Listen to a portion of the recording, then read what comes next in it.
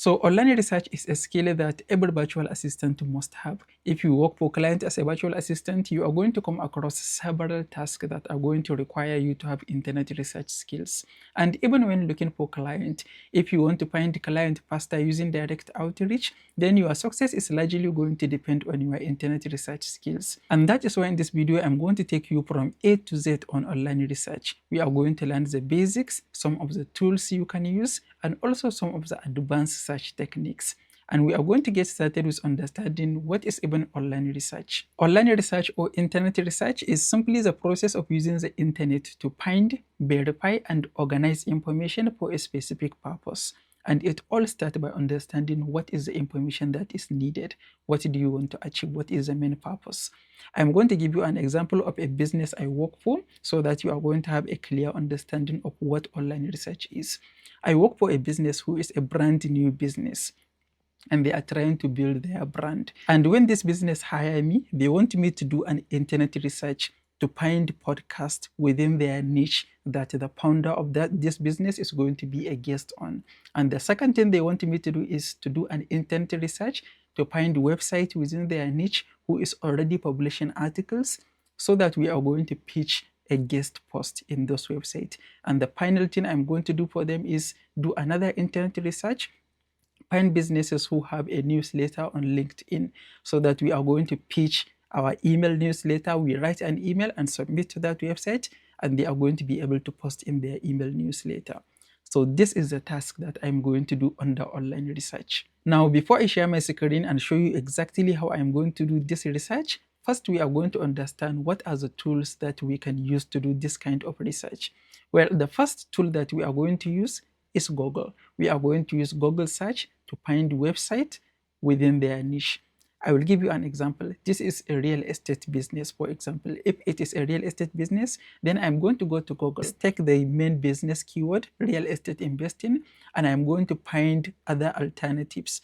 Real estate investing for beginners, real estate investing mortgage, real estate investing Texas, real estate investing whatever. I'm going to first do this. Write many different variations of the keyword. This is going to allow me to find business websites that are talking about that topic.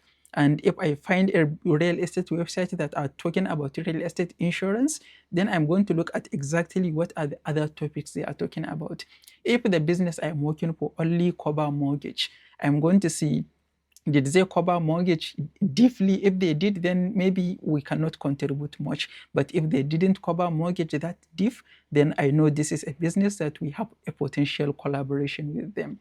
So this is the first tool that I can use for this type of research. Google search, have a list of keywords that I'm going to search to find businesses in our niche. And the second tool that I'm going to use is online directories. The founder of this business wants to be a guest on other people's podcast. So I'm going to go to podcast directories, something like listing notes, and I'm going to search for the real estate investing keywords. The same thing that I did with Google, I'm going to search real estate investing mortgage, real estate investing insurance, real estate investing for beginners. All of these kind of keywords that are going to allow me to find people who have podcasts within the niche that I am targeting. And this is a way for me to find audio podcast, who are all within this business niche. And this is exactly what you can do. Even if you are not working for a real estate investor, or if you are working for an entirely different type of niche, there are directories for a lot of different things. Find those directories, go to those directories, and you are going to be able to search and find specific information.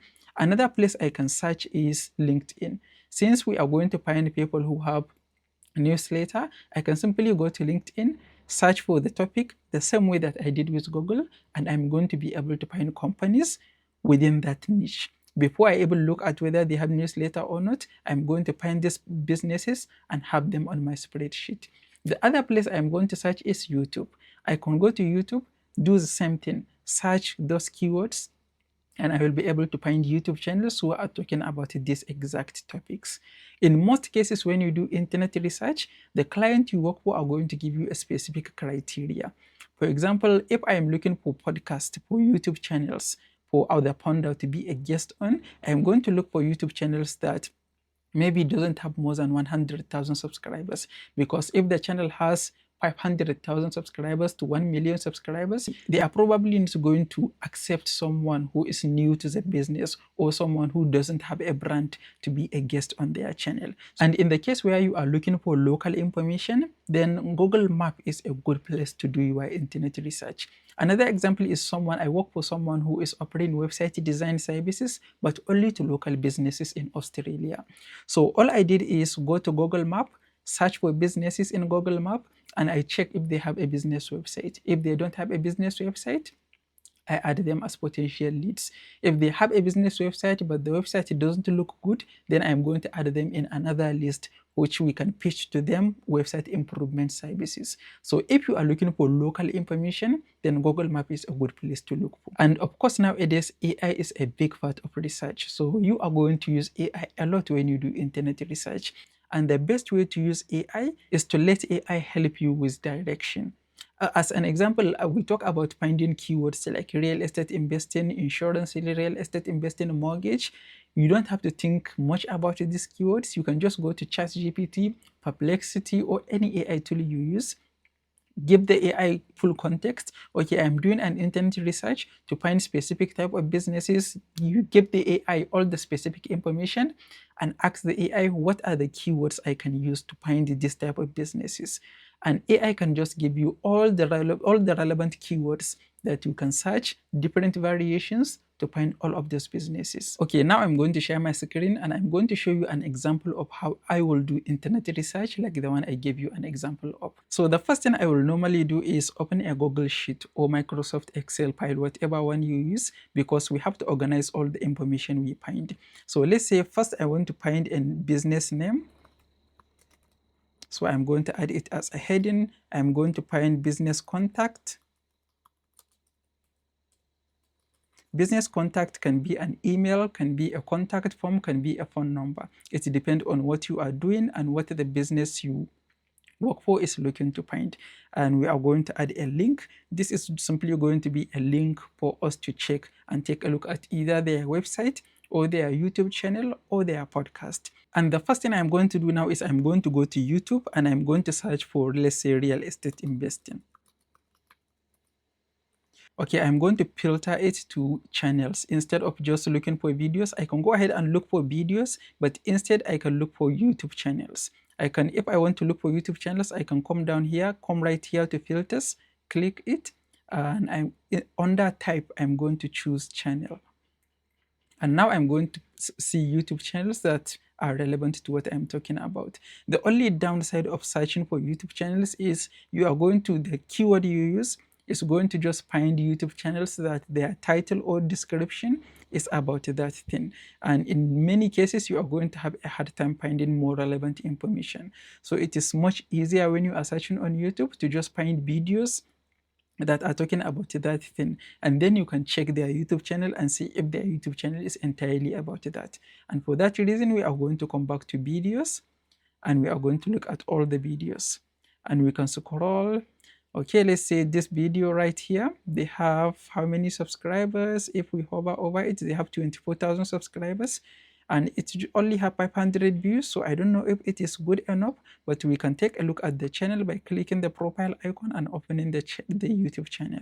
And the next thing we are going to do is take a look at the channel's homepage and see if what they share is exactly what we are looking for. So we can go to the videos tab and we can take a look at all the videos they posted. Do they have the right number of views? Is the topic they cover right? Are their information accurate? Do they fit the criteria we are looking for? If they fit the criteria we are looking for, we can come right here, click more and see their channel description. We can scroll down and we can click here, view email address, and we will be able to get their email address and we can add it under their contact information. I don't want to open their email because of YouTube, but this is exactly how you can just get it. And we can copy their YouTube handle right here and we can add it on our spreadsheet under links. And the next thing we are going to do is check their YouTube description and take a look at their website right here. You can click it and you can simply go through their website and see if they meet the exact criteria you are looking for. You can do this exact thing. Let's say you are looking for a client and maybe you know how to create YouTube thumbnails. You can do this exact thing to find potential client. Do a research, find YouTube channels that are not too big and not too small, get their information, add them on your spreadsheet, and you can do direct outreach. So this is a simple way that you can do internet research on YouTube. And the other place that you can look at is maybe something like Listing Notes, which is a directory. If you are looking for people who have a podcast, Listing Note is a podcast directory. You can simply search for a keyword.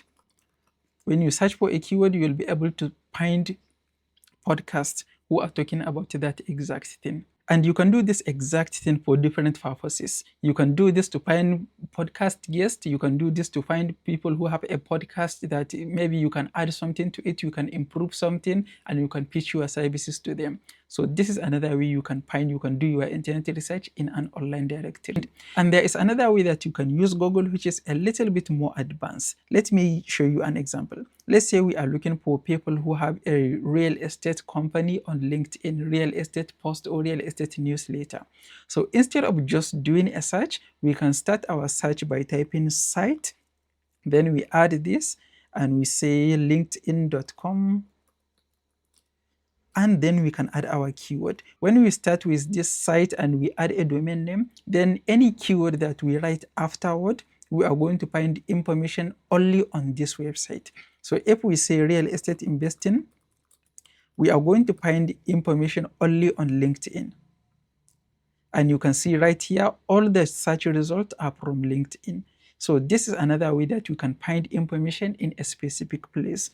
Let's say you are looking for what one website posted. Maybe Investopedia that we just see is a large website with thousands of blog posts or articles. So if you want to find specific thing they said, you are going to have a hard time finding it if you are just searching on Google. But if you say, if you add their website right here, then you are going to be able to find anything that they talk about this thing. So we say real estate investing, we want to find anything that this Investopedia said about real estate investing. We can click enter. Oops, I didn't type the website right. So you see, now the search result, we are going to find anything that Investopedia posted about real estate. So this is very useful if you are doing a research. Maybe you want to quote someone. You want to say, in 2025, Investopedia posted that 80% of real estate market is down, something like this. It's going to be hard to find exactly where they said that. But if you do this search, you will be able to find anything this website posted about this topic. And another way that you can use this search feature in order to find specific information is, let's say you want to find information that is posted by the government. Generally, government websites end with .gov, not .com. So we can do something like this. We can remove this domain name and we can add .gov. And we are going to just click enter. Right now, all the search results that we are going to find are going to be from a website that ends with .gov. If any domain name ends with .com or .net or anything else, we are not even going to see it. So this is a good way for you to find information that is posted by a government website. And you can also use this search feature to find specific PDF. Let's say you want to find a specific research that was posted 5 years ago, just an example. And the research was posted in a PDF. So you want to find that specific PDF. If you just search for a keyword, let's say real estate statistics, you are going to find web pages about it with all the type of real estate statistics. But if you want to find only PDFs with real estate statistics, then you are going to come right here. Instead of site, we are going to change it to file type. And we are going to write file type PDF. And we are going to say maybe real estate statistics. And now all the information we find is a PDF. If you click right this one, it's going to be a PDF. A PDF is going to open. And another example of how we can use this search feature is, let's say you want to find if a specific company have career pages. We are going to come right here. Instead of file type, we are going to change it back to site. And instead of PDF, we are going to say, let's say bbc.com. And we are going to change the keyword to careers. And we are going to click enter. So we can easily find BBC Careers if we do this. And you can do this with any website. Just add the domain name of the website and you are going to be able to find their career pages and any information about how to get a job in that company. So these are some of the advanced search features that you can use. The main thing that you are going to have to focus on is understanding what is the business objective that you work for. What are they trying to achieve? What are they looking for? What success means for your research. And one specific challenge you are going to come across when you do internet research is finding specific contact information. There are several ways to find contact information, but let's say you want to find email addresses of a big company. Maybe you want to reach out to their HR department, or you want to reach out to their press department, or something like this. There are tools that are going to allow you to find information like this. The one tool that I always use is Hunter.ai. Let me show you how it works. When you go to Hunter.io, you simply come to product and you come down to email finder right here. And when you land on this page, instead of find email by name, we can do find email by company. And let's say we want to find email addresses that BBC on. We can just search for bbc.com. And just like that, you see we have 676 results, 600 emails on by bbc.com. And when you logged in, I cannot see the email addresses because I am not logged in. So if you already have an account, you create an account and logged in for free, you'll be able to find information. So let's say you want to reach out to a business and you want to pitch an idea to them, or you want to do something, you want to act to work for them or anything like that. You can just add the domain name of the business, search, and you can find email addresses that business have. And another way that you can find contact information is YouTube about information, which is something we looked at earlier. You just go to the about information and you will be able to find their email addresses. And the next best place to look for email addresses or contact information is a business website. If you go to most business websites, you go to the contact page, you are going to find either a contact form, an email address, or a phone number, or all of them. So this is the first place to look at. Look for the business website contact page. If you didn't find the information you want, you can use Hunter.io to find specific email addresses, or you can go to the business LinkedIn account, check their contact information, or go to YouTube, check there about information. So these are all the places that you can find contact information of a business. And the next thing we are going to talk about is verifying information. When you are doing an internet research, especially if you are doing an internet research that require accuracy, or if you are finding some information that is a fact, or if you are creating maybe a research paper, or you are writing an article, or anything that require you to be factually correct, it's very important to understand who posted the information you find, when that information was posted. Because let's say you find an information that said 50% of real estate market is down, but the information was posted 7 years ago. The information is no longer relevant. So that is why if you are looking for information, make sure you understand when that information is posted, so that you understand if the information is still relevant. And it's very important to understand the difference between fact and opinion. If you find an information that said the real estate market is going to crash in the next 3 months, that is not a fact, that is an opinion. But if you find an information that said real estate market is down by 20% compared to last month, then that is a fact. You just have to verify to make sure, yes, that is true. So you have to understand the difference between fact and opinion if you are doing an internet research. And it's also very important to understand who posted the information you find. Because if you find an information that has maybe conflict of interest, then the information might not be accurate or credible. Let's say you are posting something, but you find the information posted by a politician. That politician might have an interest to protect. So the information they provide might not really be that accurate. That is why it's very important to understand who posted the information you find, when the information was posted, and whether there is a conflict of interest or not. And that is it for today's video. All you need to do right now is create your own criteria. Maybe sit down, create a criteria. I'm going to find 50 people who have YouTube channels that are not too big and not too small, who can accept my services. And you do the research, use all the tools we mentioned, so that you are going to have a good idea and understanding of how to use all of those tools. If you find this video helpful, please give it a like and don't forget to subscribe. I will see you in the next one.